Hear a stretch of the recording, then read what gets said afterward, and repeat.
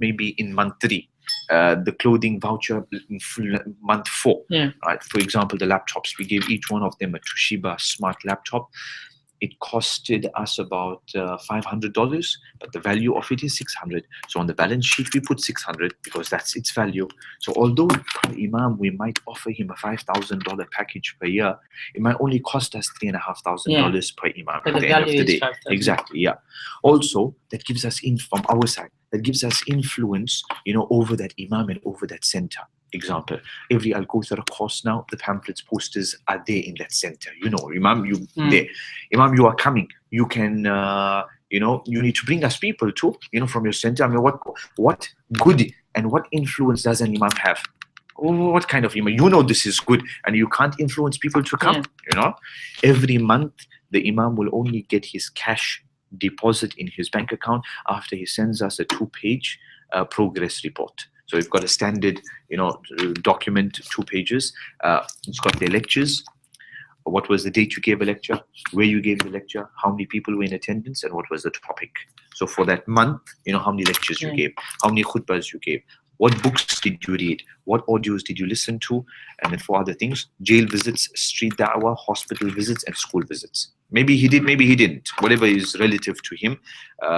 So he fills that out. Only when I receive that, then I will make the deposit into their account. So now it's up to you, Imam. You the whole thing is, you make harakah, you will get barakah. You move, you do more, you'll see more.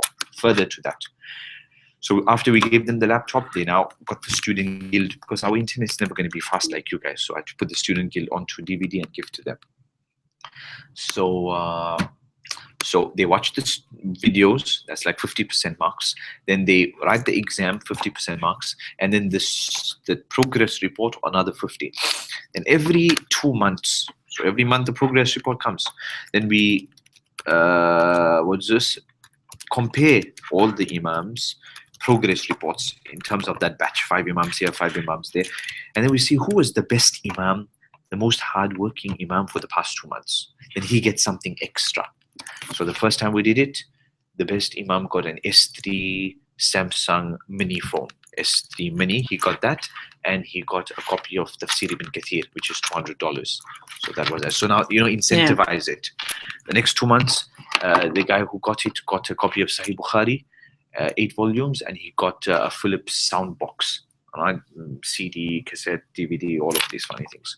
And we did that for the 2 months after that too. Whoever came first got that sound box thing. So incentive. And then the best imam for the year gets a 100% completely paid Hajj trip with spending money and everything. So every 2 months there's an incentive. And then imam for the year, completely paid Hajj trip. With which group is it? That's through the Saudi embassy. Okay. So guests of the king, got it through there. One of those ones. So even better. So they sponsor, they will sponsor that. So something else. So it's going very well so far. That's good. Obviously, in anything you will have issues and problems. I hear from Grapevine, all these people came. We do all the hard work. We make him a Mulana, and then these guys come and take him away. Then pay him a decent salary. You do what I don't want to do. You do what you must do. Someone said, oh no, you started this here because you want more people to come for Al Kawthar courses. I said, think about it, doctor. Does it make sense? I'm going to spend 5,000 on an imam to make him come for 4 courses. I'd rather go on the street and dish out free tickets to people and just get them to come, Anyway, so these things will be there. And so, yeah. Working?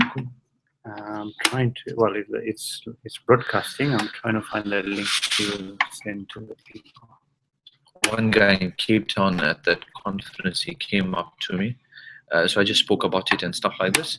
And he said, I was looking for, and also every imam's got the smartphone. Program anything that they do, they must send me pictures. And so if you could, you better go to the Imam Development Project Facebook page and click like. Every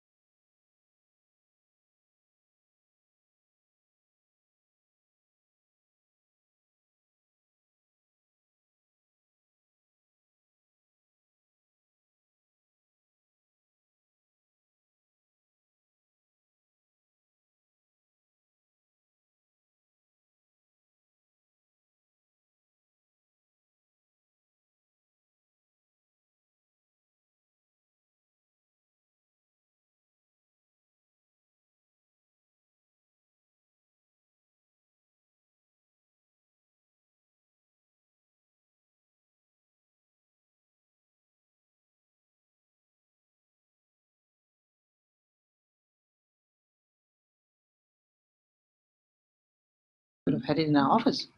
Yes. Do you have to hire this place? Yeah.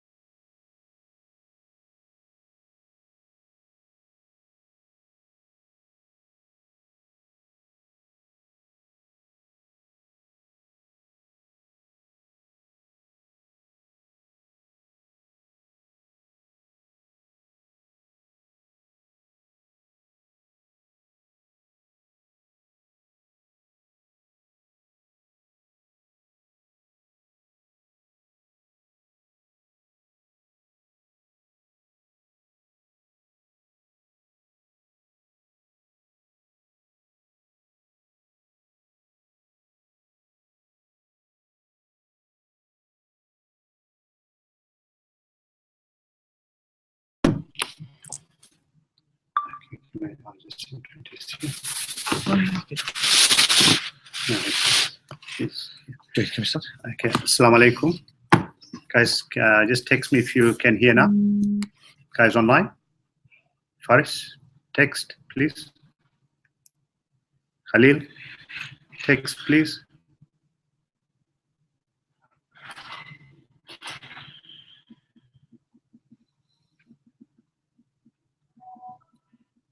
No sound either.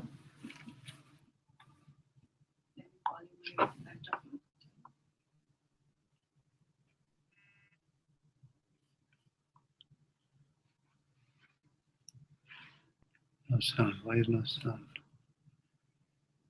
Yeah.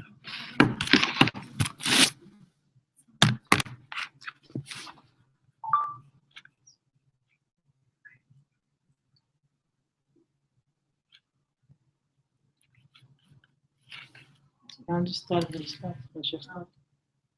Unless says yes, we can, yeah. All right, you can. So, khalas, those guys are. Give me the NZF brochure. Website? Yeah, no, the brochure. Brochure. Yeah, I can do it. You on the website or the brochure? Just the You brochure. got one online? I have it in my bag. Okay, I think they can hear you.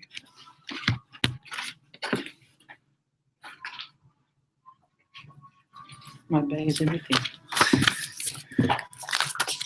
Okay, assalamu alaikum. We are now ready, 6 o'clock on the dot. Right. Jazakallah, everyone online for joining us for this session.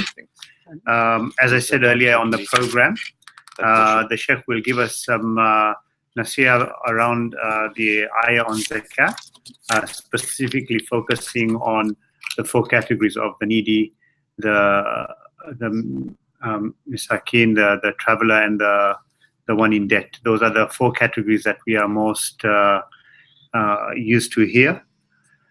So inshallah, he'll give us some advice on that ayah, and then we will have about half an hour or so of question and answer. For guys who are online, can you please text me your questions, and I'll moderate them through our WhatsApp group, and then I'll relay them to the Sheikh as you send them in. So without further ado, Sheikh, I'll let you start. Assalamu alaikum wa rahmatullahi wa barakatuh. الحمد لله رب العالمين وصلى الله وسلم وبارك على عبده ورسوله نبينا محمد وعلى آله وصحبه أجمعين أما بعد أهلا وسهلا ومرحبا بكم. I welcome my dear brothers and sisters in Islam, the brothers and the sisters from the National Zakat Foundation Australia. أهلا وسهلا ومرحبا بكم. حياكم الله يا مشايخ. I hope you are all well بإذن الله تعالى. So we don't have a lecture or anything like that planned, but rather more like a discussion, open discussion بإذن الله تعالى. جيد. One thing we can say that Dr. Asif mentioned the traveler, mashallah. So I'm a traveler today, and so am I entitled to take zakah? Subhanallah. Is a traveler one of the categories of zakah?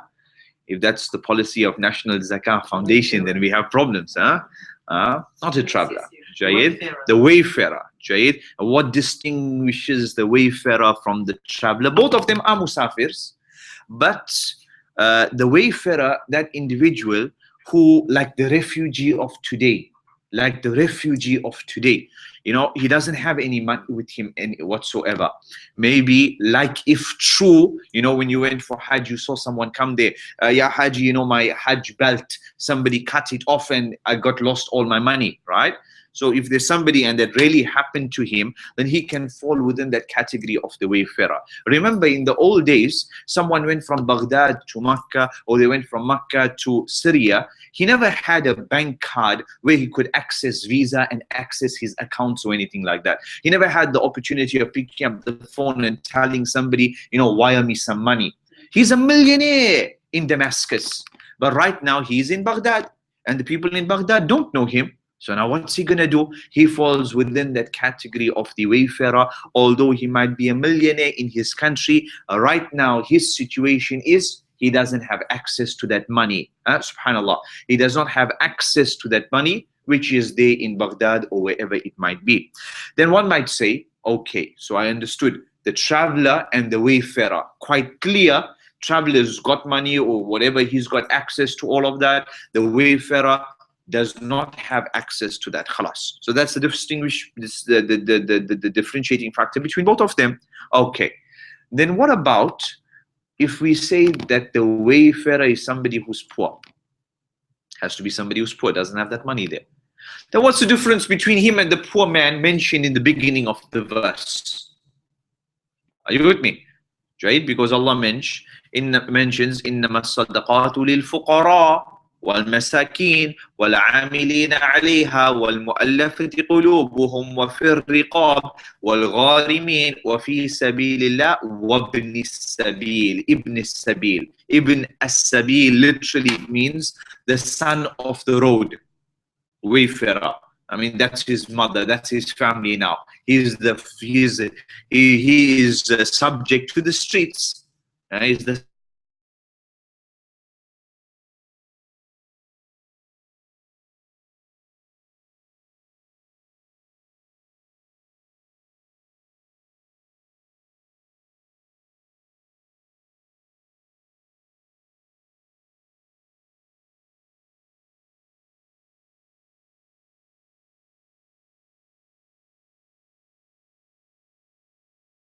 category. If that was the case, then Allah didn't have to mention 8 categories. Are you with us? Don't take notes or anything like that. Just listen. Right? Open discussion here.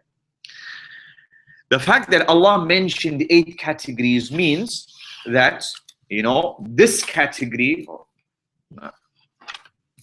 8 categories, so that category is different from this category, and it's different from this category, and different from this category, and different from this category. Each specific feature, they will overlap common denominator. They don't have access to money. They don't have access to money right now. So there is a level of overlap, but each one, you know, is on its own for majority of the matters. Like we just said, the last one mentioned is Ibn as-Sabil, is the son of the road, is the wayfarer. There is something common between him and the faqir and the miskin. The faqir and the miskin. Him, the faqir and the miskin, right now they got no money, or they don't have enough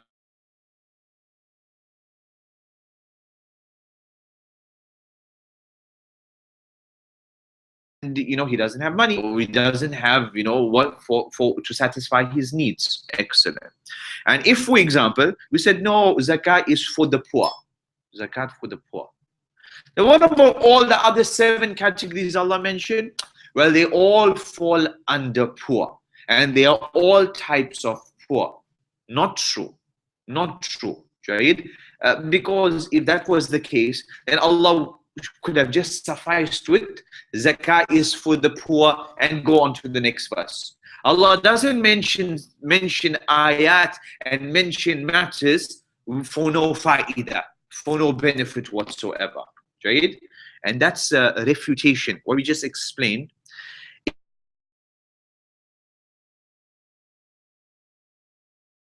Used for all. I want to build a library in Jeddah, use zakat money. I want to go for Hajj, use zakat money. I want to use of da'wah workers, use zakat money. Some brother tabligh, we need to buy aeroplanes for the army in a Muslim country, use zakat money. Fi sabilillah, it's all for the sake of Allah. Build masjid, build toilets for them, everything, we can argue from fi sabilillah. What I explained earlier on is a refutation of this opinion, and some ulama hold this opinion. Some ulama hold this opinion that you can use fi sabilillah for any type of good for Islam. Right? In fact, forget Islam. You can just use it for good, for the sake of Allah. You can build roads and build public toilets and all of this here fi sabilillah. What we discussed 10 minutes ago, 5 minutes ago, is a refutation of this opinion. How? What's the refutation? Because the fact that Allah mentioned 8 specific categories, right, shows us something important about each one, shows us each one has its own qualities and features which are different from the other one. And if you say that fi sabilillah can be used for everything and anything, then Allah could have just sufficed in the ayah of zakah, Surah Tawbah verse number 60, and just said zakah is fi sabilillah and moved on. Then the poor man comes, we say here fi sabilillah. The son of the road comes, we say fi sabilillah. The one in debt comes, we say fi sabilillah. The dawah worker, we say fi sabilillah. The masjid worker, fi sabilillah. Mu'adhin, fi sabilillah. Right? What we explained is a refutation of that opinion of those ulama who say that fi sabilillah can include all good. Why we say it can't include all good? Because the fact that Allah mentioned 8 categories shows us that there's something special about those 8 categories. And also, it wouldn't make sense for Allah to mention 8 categories if all of these can fit under fi sabilillah. If you got that, you got that. If you didn't, khair and barakah, inshallah. Jayid? Khair and barakah. Jayid? Jayid, let's see. You wanted to discuss fuqara wal masakin. And especially the difference. Okay, let's see.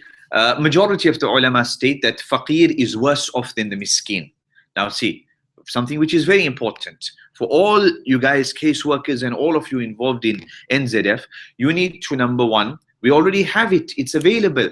We've done Bulugh al-Maram, the chapter of zakah. I think there's about maybe 30 or 40 or 50 ahadith. The whole chapter of zakah, hadith by hadith, we've explained it. Hanafi, Shafi, all of this here, contemporary issues, we've done that explanation. It's available on video. Jayid? So through Farid, you can get access to that. Jayid? To that explanation of Bulugh al-Maram, chapter of zakah. You know these imams, I was just talking to him on the Imam Development Project, right, in South Africa. I'll talk about that later on. So they are on the Student Guild. Right, and they started in April and they just wrote the exam last week. Some of them have covered more than 500 ahadith already. Jayid? Each term has 10 lessons. That means 10 hours. So they've now covered 50 hours.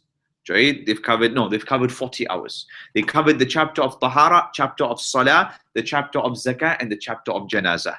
Right? They've covered 50 hours, and they've watched that over from April till now. Right? It's about 6 months they took, and they've advanced so much. Whereas so many people joined the Student Guild and they never stuck for that long a time. And these guys, in just like 4 or 5 months, because we're following them up, because they want money from us, etc. Besides other things that they want, inshallah, right? So they watched it, alhamdulillah, and they've benefited. And so that's available. The explanation of the chapter of zakah from Bulugh al-Maram and the chapter of zakah from Umdatul Fiqh.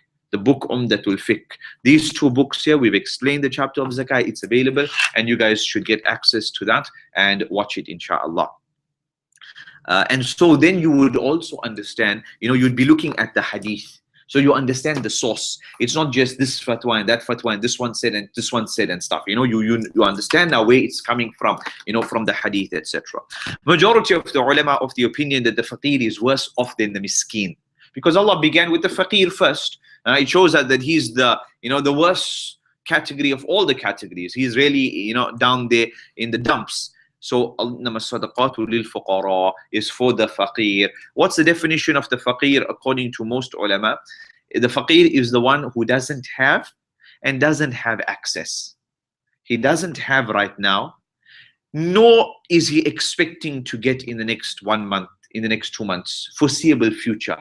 He doesn't have, Jayid, maybe for example somebody who's unemployed. So he doesn't have money right now to pay whatever he needs, and he's not going to get money which will help him. He's not expecting anything. Whereas the miskin is better off than the faqir, right? He's got, but it's not enough. He's got, but it's not enough. Example. The faqir might be the individual who's unemployed, all right? And refugee, unemployed refugee, and we probably got many other, what's this? A single mom. She's living on her own, she doesn't have a job, stuff like this, right? And doesn't have a job, doesn't have access to money. In the old days, remember, the world didn't work on monthly salaries. Today, mashallah, so you're expecting a monthly salary and stuff. Side note, that's why when the Shafi'i spoke about how much of zakat do you give to the person, important one, So guy comes, I got no money, okay, we'll give you, no problem. But now how much do we give him? That's a good question. How much do we give you? That's why the Shafi'i said you give him what it suffices for him for the year. Because zakah is an annual matter. So you give him enough for 12 months. Imagine today if you're giving a guy for 12 months. A lot of money. A lot of money. Jayid. But remember, that time, there was not, monthly salaries coming like this and stuff like this. Jayid. But side note, what fa'idah do we get from that? What we learn from that opinion of Imam Shafi and all of this here, that we don't really mize with it too. That we shouldn't really, we keep you on the brink of poverty. You come back, we just give you the, you go back, keep you on the brink there, you play with us, toy with us, like, we toy with you, etc. There's no need for that too, Jayid. And some of them said you give him enough that, he doesn't need after that. Obviously, that day is also subject to how much we have available and who's given priority. Jayid, you have somebody who comes with debts. Maybe we'll talk about that, right? So the guy got into a business deal and he made a loss of $500,000. Allah said in the Quran, gharimin, he's in debt. Business debt, whatever debt it was, he's gharimin, he's in debt. He can get from zakat too. But who do we give priority to?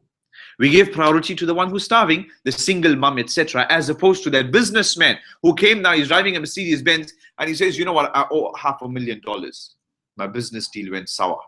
Technically, he has a place in that zakah ayah. But we won't give him when we got mothers who need food and we got people who are starving. But if we got billions and billions and we have available, then we can give him too. They said during the time of Umar bin Abdul Aziz, they had so much of zakat. Nobody wanted, everybody was satisfied, everybody had enough, that they were buying seeds and feeding birds. What are you going to do with the money now? Bought seeds and use zakat money and feed the birds. Jayid, stuff like that, right? That's in best case scenario. Anyway, so faqir is the one who doesn't have and he's not expecting any income so that he can have. Whereas the miskin is somebody who maybe earns, maybe he's working, maybe he gets a salary. It's a Saudi guy there and he's got 8 kids. He's got a wife and he's got 8 kids.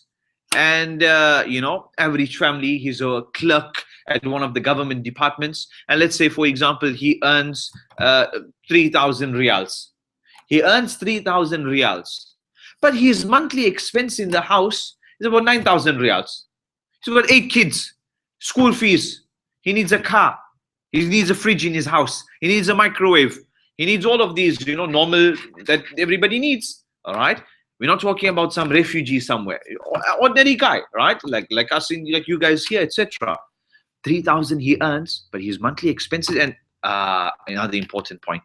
In the old days, it was very hard to determine what a person needs. You know, what's the person's expenses. Whereas today, it's very easy for Zakat organizations, for anyone to ascertain that. Why? Because of bills.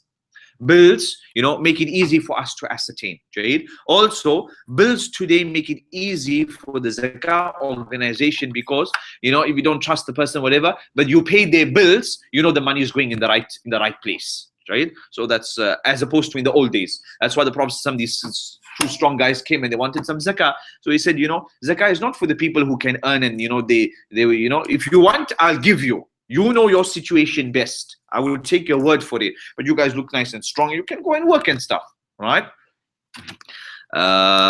But today, you know, the bills can speak loud and clear, so you know exactly. A person comes, got a hospital bill there of you know, $30,000, $40,000, you know, clear it. So you know, stuff like that.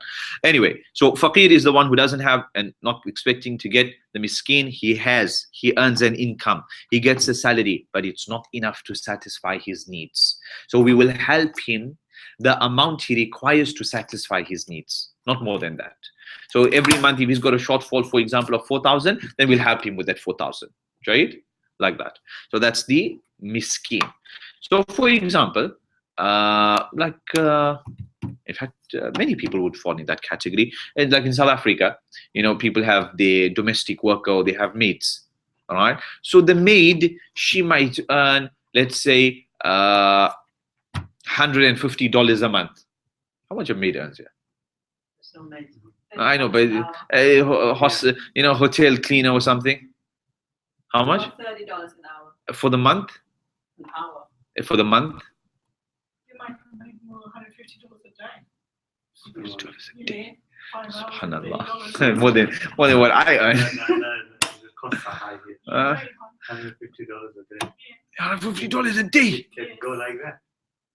The costs are No, but how much does a hotel cleaner, etc., work like in a month? about $2,000 a month. For the month? About $2,000 a month. $2,000 a month. It's $500 a week rent. It's 20,000. Subhanallah. $500 a week rent. More than my salary. $500 a week rent. Yeah. Anyway, fair. Anyway, Mashayikh. So for example, a maid in South Africa, she earns, you know, $150 a month, right? Let's say she earns $150 a month. So this maid, she would save some money at the end of the month, something put away, right? Over years, she'll eventually have the nisab, you know, she'll have more than the nisab. She's collecting for her fund, you know, for kids' education fund or marriage fund or whatever it might be, right? Who can get by on $150 a month? She doesn't even manage to get by. She just scrapes through, right? Are you with us? But because she's collected now, maybe $2,000, kept it aside now for 10 years, she has to pay zakat on that every year. Are you with us? Yeah. She has to pay zakat. My question is, can a person pay zakat and collect zakat at the same time? No. Yes. Jayed. And many people fall in that category. Those who pay zakat and pay zakat and also can take zakat. Example, this maid that I just spoke about. She earns $150 a month. She's been saving for the past 10 years and she's now kept aside $3,000, 30,000 rand she's got kept aside there. So that day every year is passing and it's increasing by maybe $100 or $150. She's not touching that money. That money is zakatable. Are you with us? That money is there. If years are passing over it, she must pay zakat on that. And also, if she comes to us and says, you know what, I earn $150 a month, but I need $300 every month to survive. We'll give her every month $150 zakat to life, and she'll pay zakat on that money there. End of the year, she'll pay zakat on that, and every month we'll give her this amount from zakat too. Did you understand that? And many people might fall in that category. There might be a person, for example, faqir or miskin, refugee, ibn sabil. This woman, for example, she's a refugee, but when she fled her house, she fled with her gold jewelry, and she fled with the diamond, with, well, no zakat on diamonds, Jay. They say that's why Maulanas always buy diamonds. Anyway, so she fled with this ring on her finger, right, and 3 rings, chains, whatever, necklace, something. Yeah, her mother gave to her, which she got from her mother, which she got from her mother, and that might be expensive. Every year that the cycle falls upon that gold jewelry, she is due to pay zakat on that, and she's living in the refugee camp. She's in Syria right now. She's in one of the refugee camps. Do we tell her that, Ukhti, you see this gold chain you got here? No, we can't give you zakat. Why you can't give me zakat? I got no food, no nothing. No, we can't give you. Why? You see this gold chain, you must take it and you must sell it. After you sell it, you'll get money. Let's say she'll get $2,000 for it. Then we must wait until you spend that 2,000 and become poor. Then we'll help you out with zakat money. Subhanallah. In fact, that day, if that was the case, then what's the point of zakat? Because we're asking her, you in bad straits right now. We want you to reach bottom, the pits, then we can help you. And is zakat to alleviate poverty or to keep the person in perpetual poverty? Right? This, especially with the Hanafis, they have an issue. Why? Because the Hanafis state that you cannot give a person zakat more than the nisab. Remember now, nisab, you guys are working with the silver or the gold amount? Silver, which is the lower of the two, right? The lower of the two. So what's it here at the moment? 400 and something, all right? According to the Hanafis, you cannot give a person zakat more than the nisab. Meaning you can't give anyone more than $400. For the year. You can't, for whatever period of time. Yeah, for the year. For the year, you can't give them more than 400. Why? Because they will become people of nisab and they will become people of zakat. Listen carefully. Because the Hanafis put the criterion between rich and poor to be the nisab amount. Hanafis said, because we don't have in the Sharia, what's the definition of rich and poor? We don't have anything like that. So the Hanafi said, well, what we're using as our yardstick is the nisab amount. So you got less than nisab, you are poor. You got more than nisab, you are rich. So if you are poor, and if I give you more than the nisab, more than $400, I put you in the rich category, and you're not supposed to zakat. Are you with that? And that can cause then mushkila for today's time. You can't operate like that. So then that's what we then come with loopholes and all that. Okay, now you see, mother and father, we can't give you because then you become a person of nisab. Do you have a 1-year-old kid? Do you have a 6-year-old child? Yeah, we do. No problem. We'll give the zakat to your 6-year-old child. Why? Because according to the Hanafis, those who are not baligh, they don't pay zakat. Minors don't pay zakat. So technically that minor has 0 money. The father, we can't give you because you'll become nisabable and then you'll have to pay zakat. So what we'll do is we'll give to your 6-year-old kid, we'll give to your 1-year-old kid, etc. because they got no money. And minors don't have to pay zakat, so we can give them any amount. We can give them, we can give that minor $10,000 of zakat, no issue. Now, because of the problem, they don't want to solve the problem on the top. Now they have to, do all of these funny things at the bottom. Are you with us? Whereas Bilal says there's no amount which differentiates between rich and poor, but rather it goes according to the custom and the norms of the people. The custom and the norms of somebody in Sydney is that he needs a car. All right, or maybe the car might not be a necessary component. Allahu Alam, need a shelter, your rent, you need a refrigerator, you need what's this? You need a refrigerator, you need a microwave, etc. In many of the old books, etc., especially amongst the Hanafis, they said if somebody has a TV, we can't give him zakat. Why? Because they looked at the TV as like, a luxury item, and so they say, you got money to spend on luxury items, Whereas today, a cell phone, not a luxury item or something like that, Yeah, if somebody bought a cell phone which is pure gold or something, different story. But even if a person has an S4 or something, you won't regard that, completely luxury item or something like that, And so majority said that who's rich and who's poor differentiates from place to place and time to time. In Nigeria, it might be different from here, In Sudan, You know, in the rural area, a person can just go wherever, put trees together and build a house. Different from, you know, South Africa and stuff. So there's no fixed amount which differentiates rich and poor. So that's faqir, that's the miskin. So the miskin has income, but it doesn't suffice his needs. Doesn't suffice his needs. You maybe have a, you know, lower income to average middle income family. He's got 3 kids. He can't afford to put them through university. Jade, they're driving a Toyota Corolla. They're driving a Toyota Corolla. They live in a nice place, etc. But that father doesn't have the money to pay for 4 kids' university fees. Okay? So he'll fall in the miskin category. Miskin category, because he's got income. He's earning $3,000 a month, but he doesn't have enough to fund 4 kids' university. Jayed? And I don't tell him, well, send your kids to an Ethiopian university, in, you know, there or something. He's here. This is, he needs to send them for a good education. We're not asking him to send them to Harvard or somewhere, but the average university that people go to. Jayed? Sorry? No, university not a luxury today. I mean, I'm not arguing your policies and how you look at it, you know, as per, you know, what amount of money you have and all of these things, right? But generally today in the Western world, a university education is no longer a luxury, but rather it's you know, it's a requirement. It's like an essential. A guy is looking for a job, he doesn't have a university degree. Can he really get a job? Very difficult. Jayed? Remember, here's some, we're just having open discussion here, right? Let's see what you guys need to get in your office, you know, in terms of resources. Let's see. You need to get that Bulugh al-Maram videos and put them on DVDs and have copies, and everybody must get copies. You need to get the Umdatul Fiqh videos, get copies of that and give to everyone.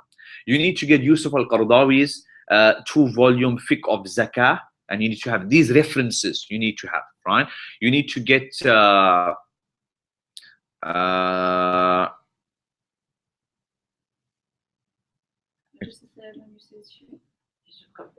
Yusuf Qaradawi's Fiqh of Zakah, Jaid, 2 volumes. Maybe it's printed in 1 volume, right? You need to get that. Very, very detailed. That's his PhD or something like that. Very detailed, but you need to have it as a reference. Then there's somebody, I can't remember, I got the name at home, who did like a Zakat calculator based upon Qaradawi's book. And it was printed by the, somewhere in the UK, I forgot exactly now, you know, which company it was. I got it at home. Then there's also Mufti Taqi Uthmani's brother. He's got a small book on Zakat. It's a very nice book. Then there's Muhammad ibn Adam Kawthari from the UK. He's got a thin book on Zakat. Both of the last 2, you know, from the Hanafi's perspective, but it's good, you know, so you understand stuff. First Ethical. Don't you have a brochure, the Zakat calculator, right? So you guys have, you know, collaborated with First Ethical, etc. That's also very good. That's also very good. Somebody else who's, you know, very good in Zakat, etc. has got a website. It's Dr. Monza Kahf, M-O-N-Z-E-R, Monza, and K-A-H-F. He's got a website, Arab scholar, but he's lived in America for many, many, many years. Many papers he's got on finance and this and that and stuff like this. Right, Monza Kahf, right? He's very, very good. Then in Arabic, right? I'm not sure how far they've translated the resolutions. Very important are the resolutions of the Islamic fiqh academies. Lone scholar's opinion doesn't hold much opinion, right? Doesn't hold much weight. But Islamic fiqh academies. So your Islamic fiqh academy in Jeddah, your Islamic fiqh academy in Makkah. Then there's the Kuwait Zakah House. Very, very important institution. Is this contemporary? Yeah, contemporary. Kuwait Zakah House. This is the body for collection of zakah in Kuwait. They are like the leading zakah organization / whatever in the world. Kuwait Zakah House. They've got their website. I'm not sure how much they've translated into English. Every year they have, you know, zakah conferences. They, you know, are, you know, really they at the lead when it comes to contemporary issues with regards to zakah. Really, they, you know. How is it relevant to Western Very relevant. For example, from some amongst the research stuff that they've been doing for the past 10 years, so not even now, 10 years, issues related to investing zakat, and according to those who allowed investing, what are some of the criteria, some of the conditions that they laid down, right? So yeah, you got some who say, okay, you can invest, but yalla bismillah, let's invest. You got a zakat organization which is taking 50% of all the zakat they collect and they're investing, etc. And people are poor and people got no money and people are struggling. Mushkila, right? So those who allow it, but there's conditions. You're taking the allowance and you're not applying the conditions, right? Somebody invested it somewhere and next thing they put it in shares and all the shares went down, in the credit crunch. The zakat money gone. That's what's this responsibility? Jay, you haven't discharged of that zakat, Jay. Remember that those who, like example NZF and whoever, you are acting primarily on behalf of the zakat payer. You are the agent of the payer. Once you take the money, that man who gave you the money, his job has not been discharged. His zakat has not been discharged. Giving it to you, you are his agent. So it's like me giving the money to Ahmed, saying, Ahmed, you know what, take the money and give it to the poor man. I gave it to Ahmed. Ahmed loses the money, my zakat has not yet been discharged. Are you with us? Blame, no blame, that's another story. I gave it to Ahmed and Ahmed stole the money or whatever. Right? My zakat has not been discharged as yet. That is different from if I gave the money to the agent of the poor. Salim is a poor man. I told him, Salim, come and fetch some money. I got some money for you. He says, no problem. I can't make it today, but I'll send my father to pick up the money. No problem. He sends his father to pick up the money. I gave his father the money. His father walked out of my shop and his father was robbed. My zakat has been discharged. Because I gave the money to the agent of the zakah recipient. Whereas in the first scenario, I gave it to my friend to give it to the poor man. My friend was the agent of the payer. You guys are agents of, not agents of the recipient. Are you with us? Right? And there's fiqh issues which are built upon that in terms of the money goes missing and loss and these type of things. Jayed, fuqara. So if somebody gives to an orphanage, yeah, they have given it to the agent of the. Remember, orphans are not a category of zakat. Right? So that orphan has to fall within the other 8 categories of zakat. Right? So let's say, for example, in most cases, the orphan is poor, is faqir or miskin. So I gave it to the orphanage, Jayed. Or the trustee of the orphanage. And then what happened? And then they lost it or something. But your zakat and there was and there was no blame on them. Was it something? Was it like misadministration? Was it fraud, or was it something that they were robbed out of their hands too? No, but regardless, the trustee of the orphanage is. See, that one there is a bit gray. Why? A bit gray. Why? Because one could maybe argue that once you gave it to the orphanage was acting on behalf of the orphan. Right? Because remember also, the orphan doesn't have a guardian. So the orphanage is like acting as his guardian. So it's slightly different from the poor. He has an adult who he never made you his agent. Whereas the orphan doesn't have a guardian. So if you gave it to the orphanage, something happened with the money after that, a bit of a gray area, we could say that the orphanage is, like the agent of the orphans. So if you're saying that NZF falls in the category of agent of the payer, yeah, would somebody like Muslim Aid be an agent of the poor, or they will also be an agent? Same, everybody by default. I give you the money, and then you're gonna go and give it to the. I don't know who the poor people are. I don't know who the refugees are. I got no access to the wayfarer. I'm giving it to you. I trust you, and you are supposed to give it to those people. Remember, in most cases, I did an EFT in your bank account. After that, I don't know what you did. So Yawmul Qiyamah will not hold me accountable, because Allah, in 1997, yeah, I did an EFT to whichever organization. Yeah, well, the money didn't reach the poor. I didn't know. I never even knew. Only today, Yawmul Qiyamah, I found out. So there's no blame on me, Jayed. Different case, if you know and stuff like that. Let's say, for example, there's a zakah body or something, and there was some malpractice, or one of the employees stole the money. The money hasn't been fulfilled. Do they onus upon them to take money from somewhere else and sort out that money? The employer stole the money, zakat money. You need to sort it out, give it to the right people. You lost it. You are the agent of the payer. Faqir, miskin also was right. So we said zakah, Kuwait Zakah House, very important organization. So you got the agents holding the money and giving it to either the fuqara or the miskin. And in exchange for the zakah they gave them, they did something in exchange for free, like they gave a service to the people. They come and clean the office, for instance, or something. So the poor guy came and cleaned the office. Yes.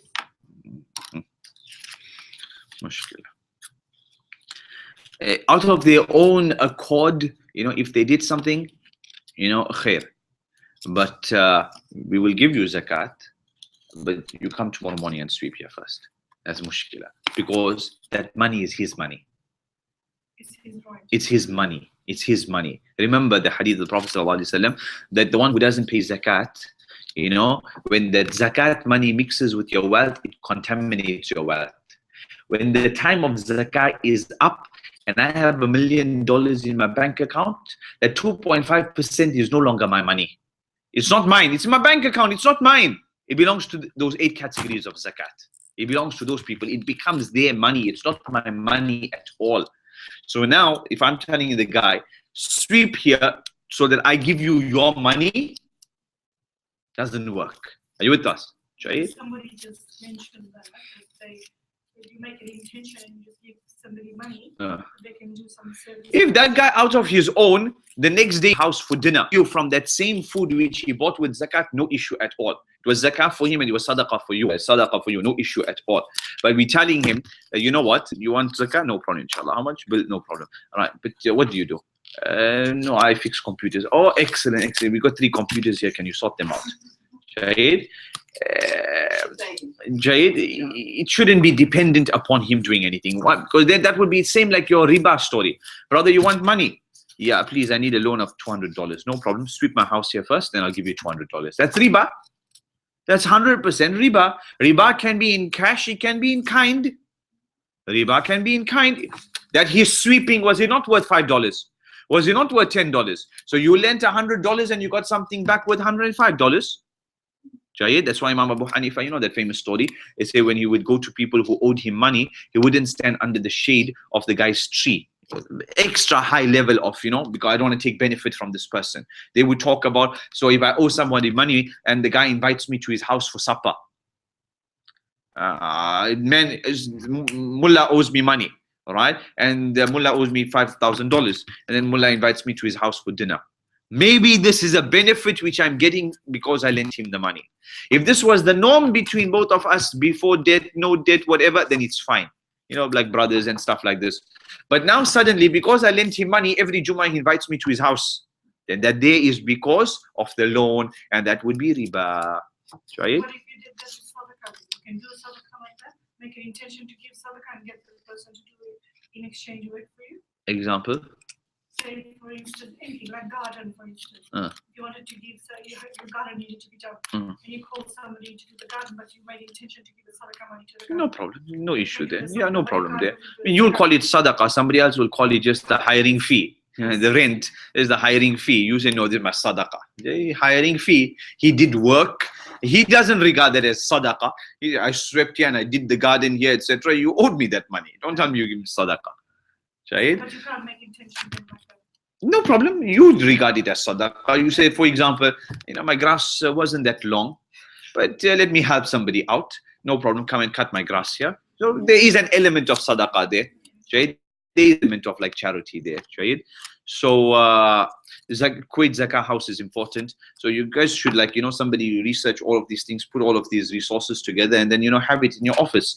Also Malaysia, the government, they have the Zakah department, etc. They have a lot of brochures that they've printed. Try to get hold of that. You go to their website, you'll find it there. You get it, inshallah. The Malaysian authority something. Yeah, so those are some of the resources on zakat. I told you Mufti Taqi Uthmani's brother, I think his name is Rafi Uthmani, he's got a small book on zakat. You have Muhammad Kouthari from the UK, small book on zakat. There's Monzakaf, there's the Islamic Fiqh Academies and their research, etc.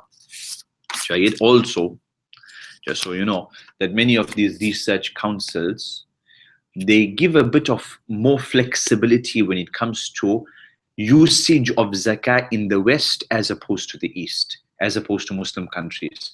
Because in Muslim countries, there's an onus and responsibility upon the government to provide stuff. Right? So you'd find, example, a sheikh, although zakat, you cannot use it for building masjids, right? The general default rule is you can't use zakat to build masjids, right? But some, as I said, have argued that from fi sabilillah, we can make an argument to build masjids with zakat. Are you with me? Right? So some ulama might find a middle ground. They say, oh, no problem. I'll go with that fi sabilillah for masjid, but only in the West, but not in Muslim countries. Muslim country government must do that. There's no need. In fact, by us allowing zakat, then we are removing the responsibility upon the government and we're making their life easy. No, they must do, they're wasting money and stuff. Whereas somebody from Sweden says, we need zakat money for masjid, that sheikh might allow it there. Are you with us? So that's also something, so that's like for those who involved in zakat in the West. So that there's some sort of flexibility. There's like a buffer region there. Faqir miskin. What's the other one you wanted to talk about? Let's just go through all. Faqir miskin. Sadaqat lil fuqara wal masakin wal amilina alayha. Jayid. This is the the words. What's that? This is the cake of every zakat organization. Yeah? They all want to jump on amilin, amilun. Jayid. Can I just ask in the fake issues, the time, the 1 year must be finished within the 1 year.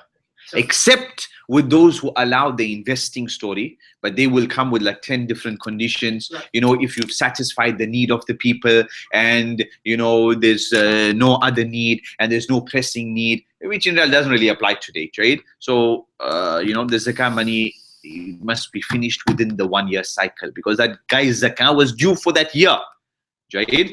In fact, it should be. Remember now, the old days, you would have discharged it. You wouldn't have gone the installment route. In the old days, they wouldn't go the installment route, right? Because for whatever reason, this man, you're not going to see him again, and and all of these things, right? But today, for safety, all angles, for the benefit of the recipient and your benefit, when you go the installment route, give him all now, he'll finish it, blew it, and then he got nothing. So many go the installment route, but it should be finished within that cycle. Okay? It should be within that 11-month cycle. Just before we go to the other one, in that example you gave here, where the lady was saving some money. Yeah. Now, the question that we have is that if she's saving money and she's desperate for money, why won't she feel the need to use that money? Jade. So, for example, if she can access, if it's like cash, it's under the mattress, then she should access that. But it gets complicated when, for example, it's jewelry. If we're going with the opinion that it is zakatable. So now she's got this jewelry, her mother gave her, father gave her. You don't expect her to sell that, Jade. There was a guy the other day who said, I've got an investment. I'm putting $80,000 in an investment, which I'm saving for the rainy day. But I need some zakat today. So is that the rainy day on that day? That you look into it as a case-by-case scenario, Jayid. Whether they can access that money. Obviously, definitely, if the money is there and it's accessible, there to be zakat on that, etc. Also, another one would be that using that money, would it solve their problems? Right? Like that maid or whatever, or somebody, is like this Saudi guy who's got that money and he's maybe got some money aside, but solve his issues. It's not going to solve his problems. What he needs right now will not be satisfied by him using all of that. So how long are you paid him for? For instance, if he's a shortfall of 3 grand, 50,000 riyals a month, and he's not going to change his job case. Yeah. So for how long can you sustain him? I mean, from the zakah payer side, even if it's But you have to set you set your thing, actually make him a zakat payer and not a zakat recipient. But from the fiqh angle, there wouldn't be any response you fiqh-wise. Continued to pay this guy on a monthly basis until the day he died, because he always had a shortfall. You with that, right? So there's two things. There's the element of the fiqh, which you got ticked. So you're safe on the fiqh side. You're not entering into any red, zones or anything like that. But that's not the best case scenario to keep the person, on it. You want to send him out. Then there you need to, come with your policies and whatever, to eventually get him out of the system. What empowerment programs you come up with, what partnerships you arrange with people and get them into these type of things, what systems you have to maybe help him find a better job and stuff like that. That's a separate discussion. But as for at the end of the day, man has a shortfall every month of $4,000. Can you help him out fiqh-wise? Yes, you can help him out fiqh-wise. Best case scenario, not best case scenario. Something else. Just on that, and it's perfect. It is perfectly acceptable for us to have a policy where we review the applicant. Yeah. And if we say that this applicant has no, it's going to be perpetually needed. Yeah. And so we will just give them what they need for now. But then another person comes and they are highly qualified, and we can see that if I give them $10,000 now, they are in a position to lift themselves out and become zakat payers pretty much in the next month or 2 months. That's valid. So you'll be on the two people unjustly.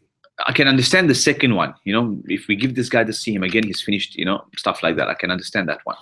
As for the first one, so this guy is going to be in a perpetual situation of being a zakat recipient. So we tell him, we're only going to help you out for 6 months. I'll make your way in life. That one, this, that one there, that one there, there's always going to be, there's always going to be people who would need zakat. We'd like to say that, you must come out of it. Some people born in zakat, die in zakat. Yes. A street sweeper, rickshaw puller in Bangladesh, who Charity Right is helping out, who's a street kid on the street. 99% chance that kid is going to live on the street and die on the street. The kid is not going to go anywhere else. That's just that life of that kid. We like to say that, we want many people to learn to fish. Better to teach a man to fish than giving him fish. But there's some people you'll always have to give them fish. That human being on earth, he will need fish from the day he was born till the day he dies. He's not going to get fish from anywhere else. Now what are we going to do? For example, the Sudan camp that these guys went to, they did a very nice video.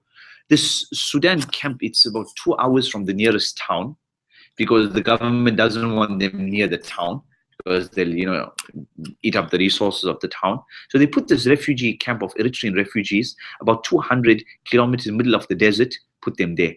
They're living in abject poverty. How do they survive? They now and maybe once a week or something, they get some rations, they get some food coming to them. Right? Entitled to zakah from 4 or 5 different categories. Right? That's gonna be their life. So what about the other guy, the guy who puts himself into, he wants to study, so he goes for a PhD or a master's. He knows he doesn't have the money, but he just enrolled, and now he tries to find money to fund that. Even though if you give it to him, he probably become something good. Well, you need to, work your policies there to avoid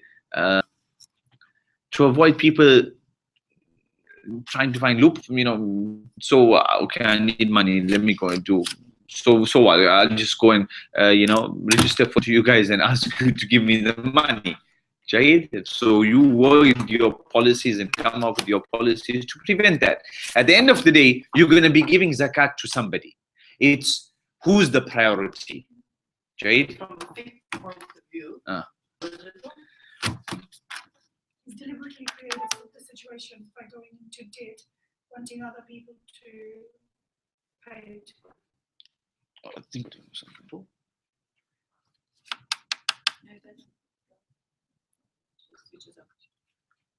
Maybe it's got a limit. No, it doesn't. Stop. Stopped.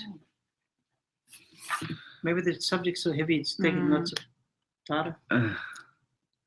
Hayakallah. How's our brothers wherever they are? They are, alhamdulillah, just asking, they're all good. Okay, khair. So if somebody's deliberately Okay, let's just finish this one part here. Right. It's already 7 o'clock. Listen, إنما الصدقات للفقراء والمساكين. Also, there's a Sheikh Abdullah Al-Ghufayli or something. He's done it. I got it. It's called Nawazil fi Zakah, meaning contemporary issues of Zakah. It was his doctorate's thesis in Saudi Arabia. Took him 4 years or something. Doctorate's thesis. Everything to do with contemporary issues of Zakah. It's only in Arabic. A very, very, very, very, very, very good book. Shayid. فقراء المساكين عاملين عليها, those who work, basically those who have been appointed by the state. When somebody has been appointed by the state to be a Zakah collector, then once I give him the money, my job has been discharged. Why? Because he's been appointed by the state who is acting on behalf of the poor.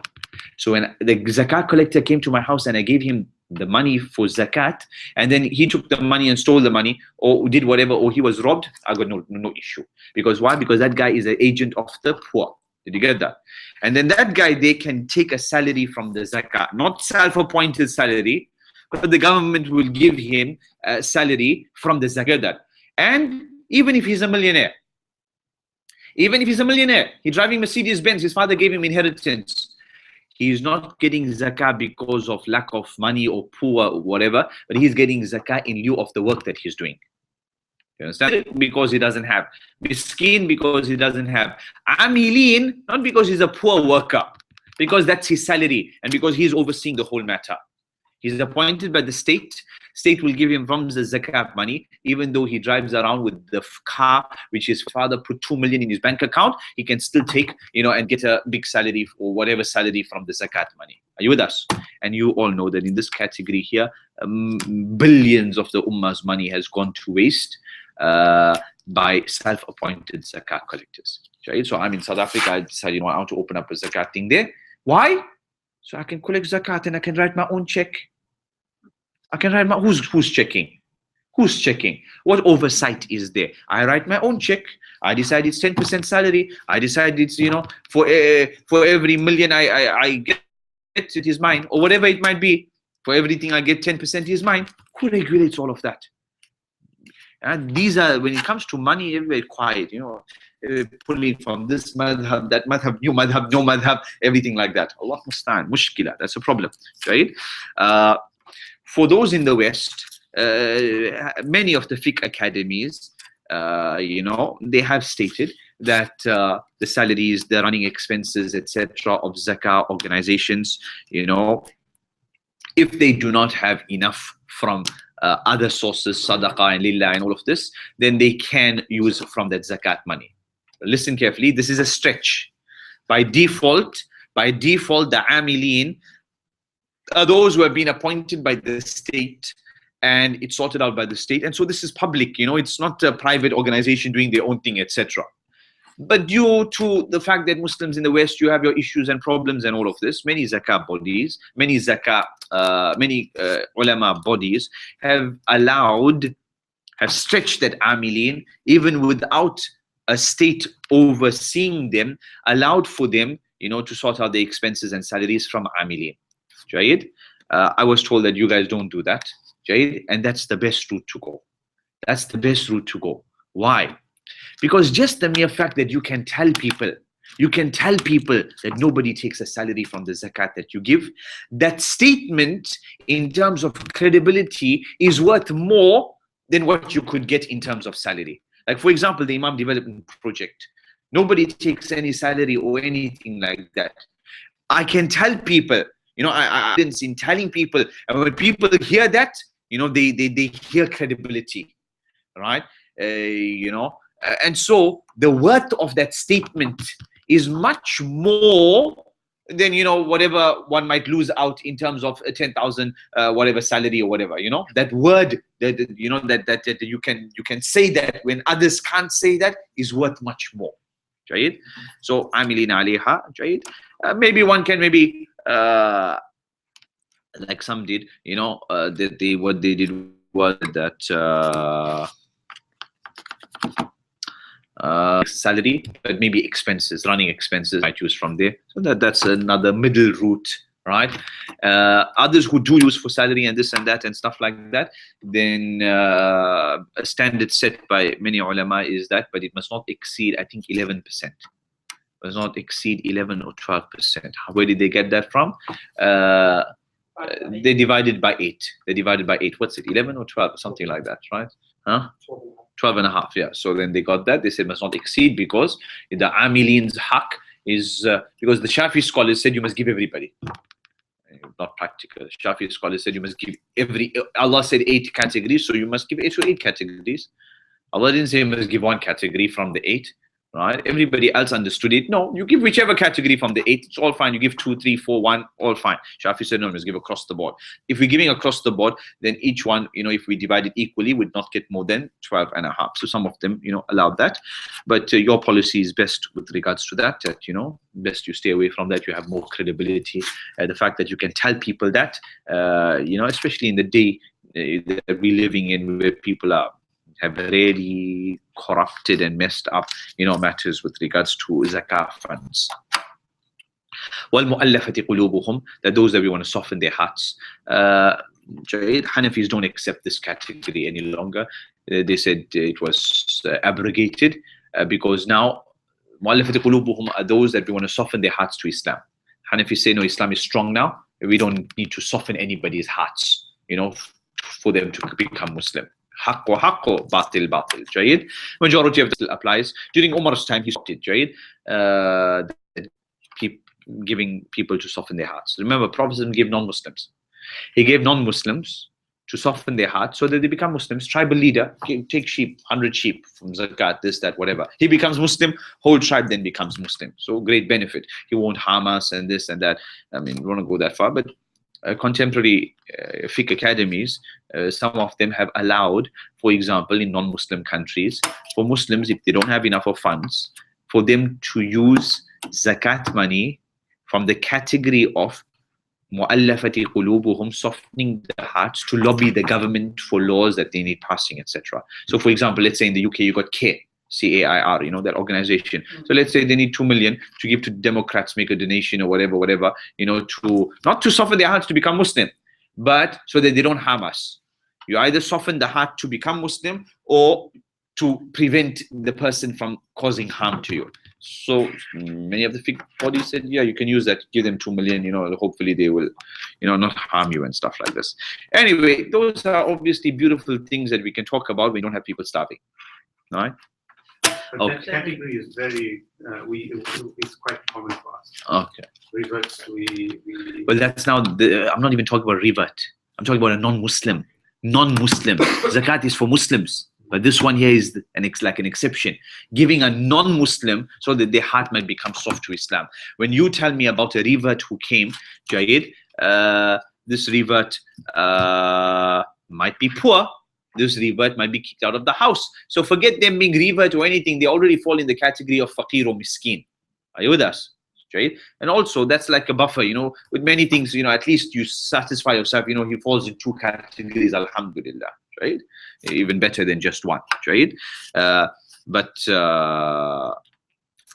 mu'allafati qulubuhum has its own place where there might be a millionaire revert.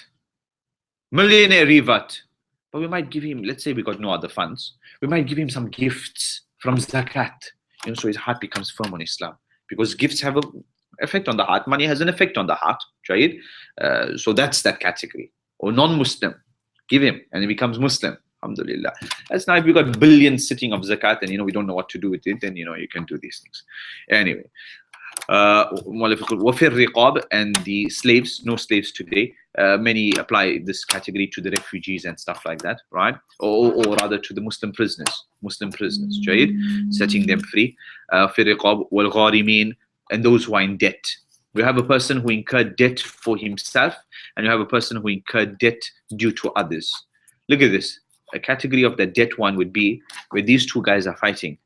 You owe me 10,000. He said, no, I don't owe you 10,000. No, it's 2,000. No, it's 10,000. They're fighting each other. I come there as a middleman. I said, what's the story? Two families are at war with one another. Two brothers at war with one another. So what's the issue? No, it's the issue of $5,000. Khalas, I will sort out this $5,000. But I got my intention. I'm going to go to the government and I'm going to tell the government that you must sort me out. So I paid $5,000 to sort out the quarrel between these two warring Muslim families because they were fighting over $5,000. I sorted that out. I go to the government, Zakat department, and I say, here, look, all the documentation. I joined between two Muslims who were fighting, and I incurred a debt, not for my own business. Got nothing to do with me, all right? I didn't benefit from it in the least bit. But I sorted out the problem between two fighting Muslims. Two Muslims were fighting. So you sort me out from the zakat, and then they will give me from the zakat. Right? And that category there too, not because I'm poor, but because I was a good, good Muslim. Right? Not that I'm poor. I'm driving Mercedes Benz, but I incurred a debt worth $5,000. Nothing to do with me. So if the Zakat department has more than enough and stuff like this, then I can get back, I can get repayment from that. I think I've opened up maybe too many doors here. Huh? This is a problem. Anyway. Yeah, that's different story. So there, it's not that. So there, the issue is not that they are in debt. There, it's the substantiation of that debt. Right? So you got what you. So anyway, so then you got people who incur debts with regards to themselves, especially if the debts are to do with essentials. I mean, the debts can't be with regards to luxuries. I booked a Swiss holiday online. It cost me $14,000, and I don't have the money. It's not a zakat thing, right? I mean, if it was for essentials. If it was for essentials, you know, running the house, running food and costs and school and petrol and running costs and utilities, all of this here, then that would suffice. Right? Medical. What about a brother who has a credit card debt, a person with a credit debt, then he embraced Islam, but he still has the debt? I think you can make a case for that. I think you can make a case for that. Well, the more nuance on that is where we are finding difficulty. You can make a case for that even from mu'allafati qulubuhum. That this guy here now, you know, if he's not helped out, he could, you know, jump somewhere else. You know, Muslims are not helping him, so we helping him out, you know, to make him, you know, stronger. You can make a case for that. But just on the debts,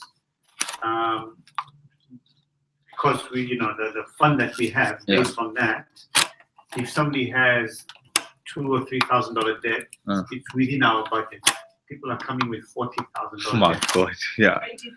So there, to even throw 2,000 does not make any difference. Where we telling, well, sometimes we even have to advise them, think about bankruptcy. Yeah. Because you are now a prison. Right. Because the interest on that, and the interest on that is just what do you guys so much debt for? How? It happens. Students come here that have no money, they just come here and get credit cards and loans, easy loans, and then they just don't know how to repay. And not from normal banks, probably these loan sharks. Credit cards. What credit check they're doing on them? It's very easy. They don't have a The interest on that is like $200, $300 a month. Yeah. What about the family fighting over debt? There was a wedding. The family expended their money on the wedding, and the boys' side called the wedding off, and they've already expended this money, and they want their money back. It's like not even a loan; they spend this money, and they want the money back now because they've expended this money. Right. And those who supposedly owe the money, they acknowledge, okay, we owe you the money. No, it's not a loan. It's just. I know it's not a loan, but a debt doesn't have to be a loan. the wedding gifts. So there was the boys' side bought the wedding gifts. Right. So girls' side doesn't want to pay back. Girls' side said, sorry, we're calling it off. All right. The boys' side saying, give us all our money. Right. They are family. Right. Yeah. So what does the girls' side say? We're not going to give you. No, we are coming poor. to the Zakat. They are refugees. Okay. So They are from that angle, refugees, so they so want. So they say no problem. We'll pay. I think We don't have it now. We already spent it or whatever, and we don't have the money to pay you. Yeah, they're in debt. They're in debt to that other family. Are they? But is that in a debt or is that? No, I don't know. Is that a debt? Yeah, that's a Because debt. those guys spend the money as part of a custom of marriage, right? So the marriage falls down. Who called off the marriage? The girl. The girl. Oh, yeah. Just get out. It's a family, a close family, like brother and sister's children. so. We it's came nothing close. family trouble. Okay. I mean, let's say, for example, if there was an outside party, like we just spoke earlier on, an outside party comes, sits both the families down and says that, you know what, like, for example, myself, sits them down and says, you know what, what's the issue? Let them talk for half an hour. This money, no, we don't have the money. This, that, you really don't have the money. Really, that is the case. You prove this, that, they proved everything. Okay, khalas, sit there. Say, brothers, what will make it you? What will give you peace? You get that $5,000 back, you will be at peace. Okay. If you get that $5,000 back, you will shake hands with both one another. You will hug one another. You will have peace between one another. You will stop the riba and namima and all of this here. They said, yes, we'll do that. Say, khalas, I will sort out that $5,000. So this third party, like I explained earlier on, third party says, I will sort out this here. And then he goes to the zakat department and says, I incurred this debt here, not my debt. I sorted out between these two people, and you can help that person from that angle. Can you take the gift? Huh? Can you take the gift? What gift? Because remember, he spent 5,000 on the gifts. Huh. He wants the money. So the gift is still there. So he's got the gift and the 5,000. Oh, the gifts are there. The girl side, take the gifts back. No, he hasn't given it to her yet because but now she doesn't want to get married again. All right. So he's got the gift. No, nothing to do with the gifts. Money that might have been given and spent. So, for example, if they gave the girl's side, He bought gifts, which he hasn't given to her. So he's expended money. And so wait. Boys' side bought gifts, Yes. which they haven't given her. Then you sell the gifts and then you recover your money. Yeah. My marriage is risky business. How? So are you telling me? Are you telling me that, for example, the boys' side bought these gifts? They're sitting with the gifts. They say, but now we bought it to get married, so you must pay us for what we spent. Yes. Hey, you want the money and plus you're keeping the gift? No, that's not right. If it was something like, we spent on the engagement. We spent on the engagement party $500,000, and then you guys cancel it. Also, but what's the reason that they cancelled it too? Let's say, for example, she heard that this boy, was messing around or something like that. She heard bad things about him. So don't blame them after that too. So you need all of those things there too. I heard, I saw on his Facebook, I got valid grounds to refuse that proposal now. But does the fixing of the family issue override? Could. So from the third party, no matter what your issues were, all right, how much do these people owe you? 5,000. You acknowledge you owe him 5,000? Yes. Where's the money? We don't have the money. What's your financial state? Because you have now acknowledged a debt. When we can't come there where there's no debt. I can't come to both of you, you're not talking to one another, husband and wife, and I say, if I give you $1 million, you'll be happy with your husband. Yeah. Okay, I'll give you $1 million. Then I go to zakat department. It's only in the debt situation. There must be acknowledgement of debt. There must be a real debt somewhere. So you acknowledge you owe them? Yes. Where's the money? We don't have money. When you're going to pay? We don't know when we can pay. We can pay $100 over 17 years. And you accept that? No, we need the money now. Jayid, then your third party can come in there, etc. Well, gharimin, and then the other one would be, where he's incurred debt for himself. If it's to do with the essentials, then it's very easy, alhamdulillah. Utilities, this, that, university, education, school, hospital expenses, these type of matters. But when you're entering into the realm of, but this was a business debt, then it's a bit problematic. Jayid. For essentials and stuff like that, no problem. He's got debts, all of that. But if it is outside of the essentials, it's holiday, it's this, it's a car. You know, you could have bought a cheaper car. I sell this one, I get a cheaper car, etc. You can't make payments on a BMW. Get rid of the BMW, get something else and make payments, you know, on something cheaper, etc. So for essentials, you know, you can help out there. And essentials, many of the ulama also include marriage, right?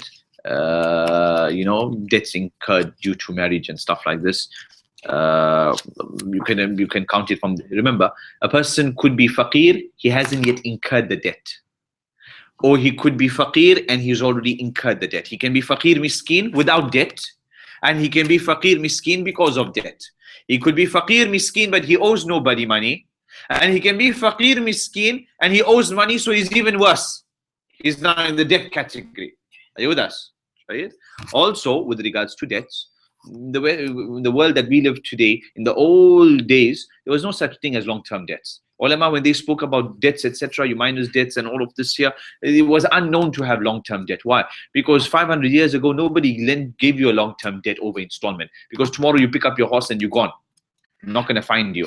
All right? But today, you know, we can trace you and stuff like this. So that's why banks or whoever are willing to give you a long-term loan for 20 years, because they know we got you chained.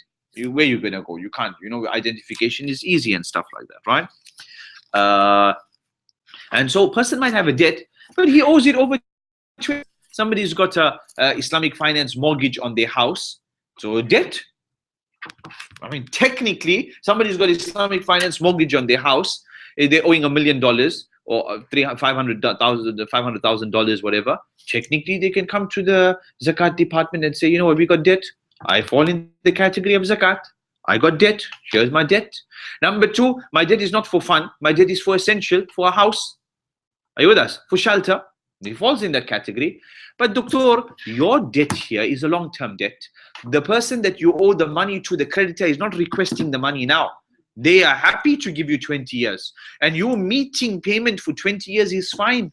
So there's no need for, you know, for us to give you from Zakat. Are you with us? What about somebody who's got a haram? They can't pay. They're running behind in their mortgage. So we can help them with the capital amount that they owe, right? But not with the interest haram that they owe, right? Except after they make tawbah. Right? So the person says, yeah, you know, wallahi, I made tawbah, I'm not gonna. You can use this as a, you know, a matter of reformation. Brother, this is a haram debt you got yourself involved in, etc. Try to rid yourself of it as soon as possible. Change to something else. Maybe completely he can't change for the next 20 years or something. But you make tawbah. You make tawbah now that you will never ever involve yourself in riba ever again. If Allah, I make tawbah. Khalas. After that, you can't ask now, you know, but no, what if it wasn't true in his tawbah? That's between him and Allah. If he's made tawbah from that haram debt, etc., then, you know, we can help him from there. Right? Let's say, yeah, before the tawbah, you can help him from the principal amount. You know, let's say his installment every month is $300. $250 is installment of capital, and the 50 is for the riba section, or however it is. You can help him for the capital part and not the riba part. But if he makes tawbah, you can help him with the whole thing. Jayid, the Muslim, he might have incurred a gambling debt. Okay, here's $2,000 gambling debt. Jayid, they're gonna bust him up. They're gonna kill him. And gangsters are gonna do stuff with him, etc. Jayid, he's got debt, haram debt, completely haram. If he makes tawbah from it, never ever to involve himself in that debt ever again, you can help him, inshallah. غانمين وفي سبيل الله, in the path of Allah. Sorry. Let me just finish this. في سبيل الله, in the path of Allah, majority of the ulama for madhahib, it means jihad. It means jihad, all right, meaning qital, jihad, right? Imam Ahmed included Hajj in that category. Imam Ahmed included Hajj in that category. And then you had classical and contemporary who widened the scope of jihad. Some listen carefully. So what did majority say? Majority say it means jihad. Jihad with the sword, right? Jihad, right? Some of them said it's every type of good. They opened the door. In fact, they broke the door.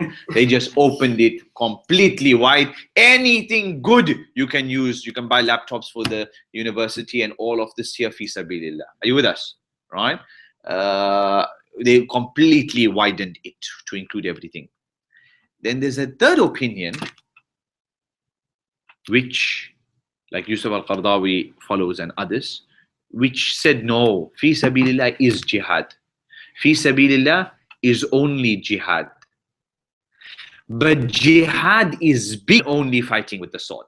So it's still jihad, but jihad has other types. Jihad of the pen, jihad of the sword, jihad of the internet, jihad of bayan, of speech.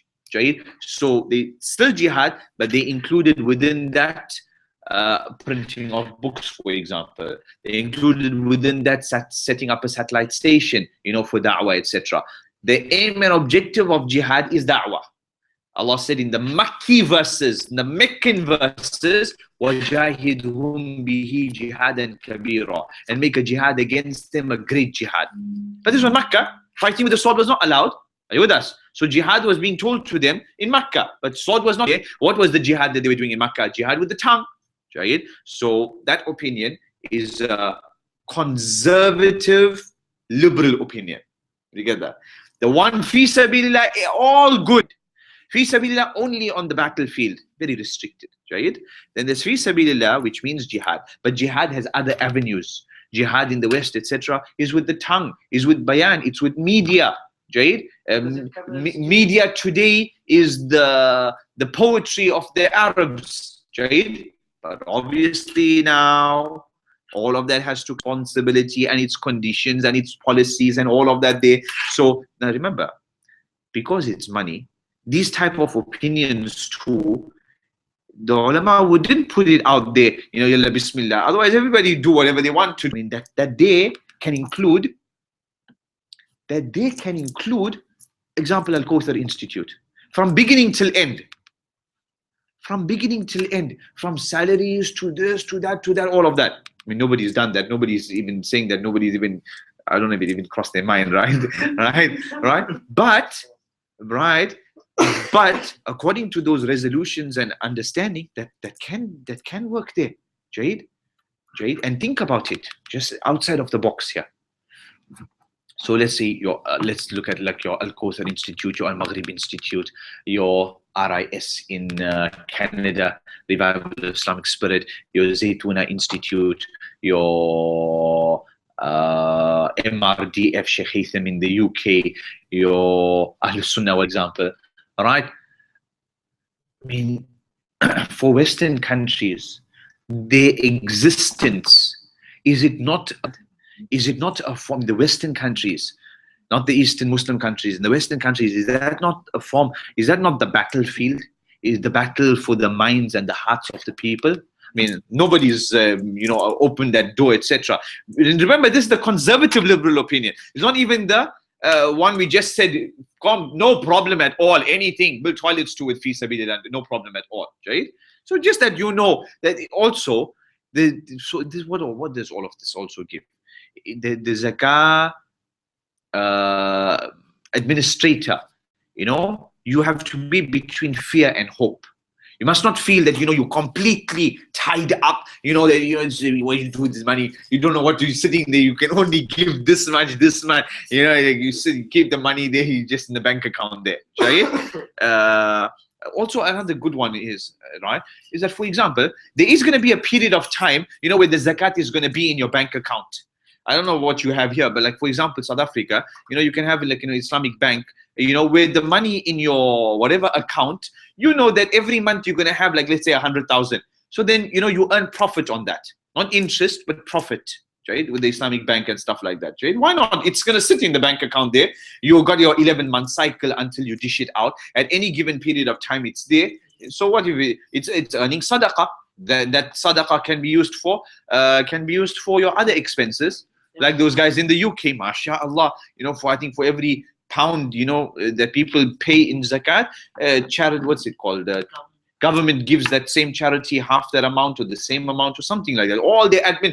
In fact, that's why in the UK and those countries, every Tom, Dick and Harry wants to open up a charity. Because then, you imagine, you collect $1 million of zakat, you also, if it is equal, you're getting £1 million in from the government. You write your own check and all of this here. And if there's any organization like in the UK or something taking from zakat for admin, that would be wrong. That would be wrong. Why? Because the government is giving you enough kickbacks for you to cover all your admin expenses, right?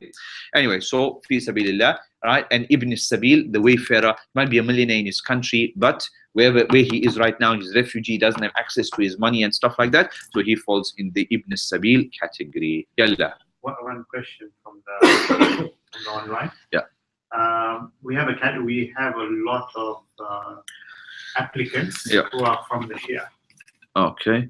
What is Jaid? By default, they are Muslim. By default, the average Shia, he is Muslim, and so you can help him without any problem. Jaid? You are not there to look into his this and test him and do an aqidah test or something like that. Jaid, if for example you have because him being Muslim by default, he's part of that Quran which gave him that haq. He's got a haq in that money by default, by the fact that he's Muslim. Who took him out of Islam? To take him out of Islam, even if he says a word of kufr, not my job or your job, that's a whole judicial process, etc. You must go to court, all of those things must happen. After that, they say now the rubber stamp and now he's not a Muslim. So before any of that, he's still regarded as Muslim by default. And so you can... How hardcore is he? I don't know. Yeah, so as long as we don't know, he's Muslim. There's a flood. There's a flood. You look at policy. Yeah. You look policy. Yeah. What? I don't know about your policies. Yeah, it's a local policy. What, to give or not to give? No, yeah, you are giving the because okay. Okay. What about? One second. I don't know what your policies are. You are asking me that a Shia comes to me and says, I am Shia and I got zakat money. I don't have a right not to give him. I might not like to give him, just like how the other guy doesn't have a beard, just like how the other guy drinks on Friday night, just like how the other guy who's studying at university goes to a nightclub and they do all crazy things and whatever. I don't like to give whoever, whatever, but I can't. But on the basis of him being Shia, I cannot refuse him. If, for example, he says, yeah, but I'm Shia, but you see this Quran, I don't believe in this Quran. Now that's different. Here you know certainty that he has come with something which is clear kufr. Then you don't give to that person. You say, no, you don't believe in Quran, then you're not Muslim. If, for example, he says that Abu Bakr and Umar are kuffar, are out of the fold of Islam, then you don't give to him. But if, for example, he says Abu Bakr was a zalim, Abu Bakr was an oppressor, that doesn't take him out of Islam. He's wrong, haram, it's bid'ah, major sin, all of that, but it doesn't take him out of Islam. Right? It's to get to that. Exactly. So he's Muslim, you give him. Okay, just so online again, they're just asking on this. How do we deal with taqiyya? What would be nothing for you to do with taqiyya? He comes there. How do you deal with taqiyya with the Sunni Muslim? Sunni Muslim comes and say, husband did this, husband did that. How you deal? It's nothing to do with how you deal with taqiyya. It's how do you deal with lies. How do you do your checking up? As long as you followed your processes, after that, no blame on you. Okay, last one. So what we did when we asked Shajid, how do we get ourselves, at least to help ourselves, he said you get them to sign an undertaking that they understand the rules and they follow, they understand what they're taking. Understand what they're taking. Like it's zakat money. Like you say, our undertaking says, this is zakat money, Yeah, exactly. And the information provided by me is the truth and nothing but the truth, etc. And then they said, yeah. After that's across the board. Your taqiyya, no taqiyya, your Sunni or whatever. You got Jack. He comes here, I'm a revert Muslim and I want some zakat money. How do you know? What do you know? You do whatever you need to do of checks. And after that, it's with Allah. Okay, last one on the Shia then. What if the zakat payers would object? Jade, I don't think they have a grounds to object. They will stop giving us their zakat. If it is found out. Right, so there's two things. There's two things. Let's see. First one is as a zakat payer, me as a zakat payer, I obviously would prefer to give my money to the best people, the best person, the most righteous, etc. But do I have the right to exclude the non-righteous? There's a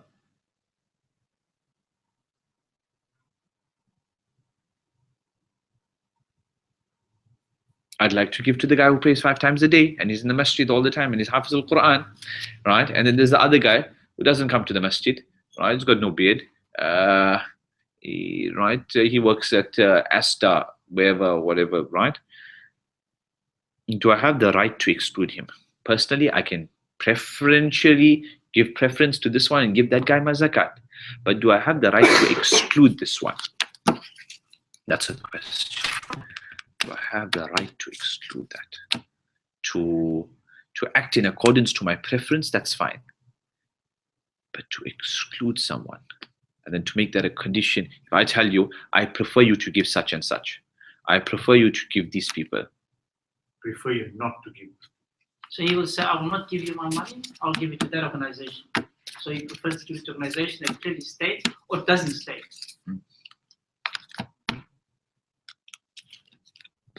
What do you do with regards to this? We haven't had to be. We generally stop we it. had people call just to ask us if they No, but we said no. do we donate to Shia, and they'll only give us the zakat. If we say no, we don't donate to Shia. No, and we don't. Well, we stopped giving, and now there's such a big flood that I've instructed my people to just say, give them the minimum and get them away. We don't want, don't say that our policy is we don't give the Shia, but give them. You don't want that to come in the newspaper, and you don't want that to also hit the government too. I mean, so we want to give them like $30. Yeah. And that can also work. That can also, work against so you. We're not saying anything. Just give them the minimum. Yeah. And even if there are 10 in the family, $30. There you go. That's what we have. No, I'm going to be honest. I'm not. A lot of the Shia are the victim is coming from Iran. Yeah. And they're hardcore. Yeah. From 15 hours. Yeah. So what is our job there? Yeah.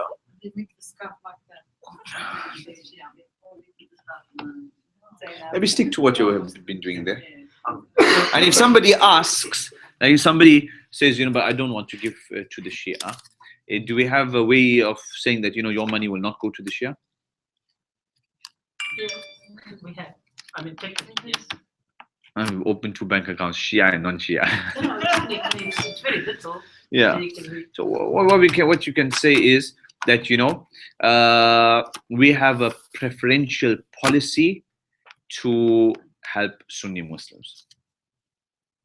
Because there's such a small number, we can maybe transfer from the zakat to the Sadaqah. Oh, Shia. Yeah. No, very small number. Ask Shia Faris and no. What you can, I mean, if that question comes, do you give to the Shia, etc. So that we have a policy to give preference to Sunni Muslims. You're not excluding, but our preference is this. The odd occasion, after investigation, we might give to a Shia. No. So continue. Stop. Up to you. Because Chef, One last Okay. question. Sir, have you done? Asr, no, I haven't prayed. Yes, Asr. yes. Okay, one last Sheikh, question. we haven't prayed Asr. What time is Maghrib? We've got half 20 an hour. minutes. Astaghfirullah, it's wrong. It's very late. Yeah, just one quick question. The last week I was in the hardcore Wahhabi territory, and they told Bankstown. me they told me that we're not allowed to give zakat to those who don't make salat. So, As long as the person is Muslim, now when did we ascertain how much of salah did he pray? How much does he pray? What's his definition of iman? He is brought up, as long as you say La ilaha illallah Muhammadur Rasulullah, you're a Muslim. He doesn't know about those ahadith. Whoever doesn't pray is not a Muslim. That's your opinion. He doesn't follow that opinion, etc. So if you're going to go on that basis there, you rather close down. Right? Because use that zakat to change them. Use that zakat somehow, to, push them into programs, get them into things, have halaqas for them, do those type of things. So, for example, I know in Pakistan, this guy was telling us that, they have some program, so where they feed the poor, but you was this, I think Brelvis do this. So when you come to the program, you'll get a coupon. You sit for the lecture. After the lecture, you take the coupon and you go there and you're going to get your food. So you benefited, you learned something, your iman increase and, stuff like that. Jayed? But I don't know whether that was, I don't think that was zakat or something. That was just like a halaqa or something like that. Jayed? No. Where do we make wudu and make salah? Hayyakum Allah Mashakh, Jazakallah khair, ahlan wa sahlan. Right? Get those resources, get all those resources and go through them inshallah. Assalamu alaikum guys. Thank you very much. We're gonna shut down here now. We'll catch up inshallah next week. Assalamu alaikum. Sheikh, what about paying zakat for Islamic schools, for school fees?